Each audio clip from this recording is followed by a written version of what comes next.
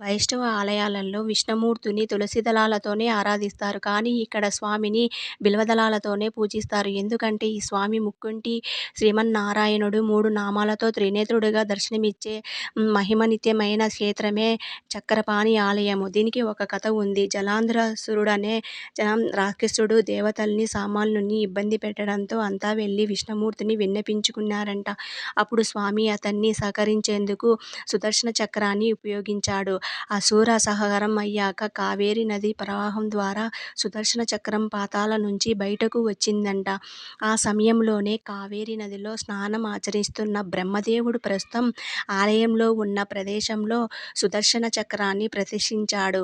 దివ్యమైన తేజస్సుతో ప్రకాశిస్తున్న ఈ చక్రం ప్రభావంతో సూర్యుడి వెలుగు తగ్గింది. దాంతో సూర్య భగవానుడు విష్ణుమూర్తిని పూజించాడంట.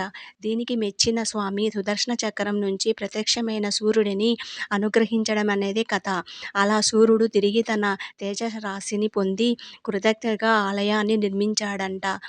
సుదర్శన చక్రం నుంచి ఉద్భవించడమే వల్ల స్వామిని చక్రపాణి పూజలు అందుకోవడం మొదలుపెట్టాడు. ఈ క్షేత్రంలో విష్ణుమూర్తిని పరమేశ్వరుడికి మందిరం 3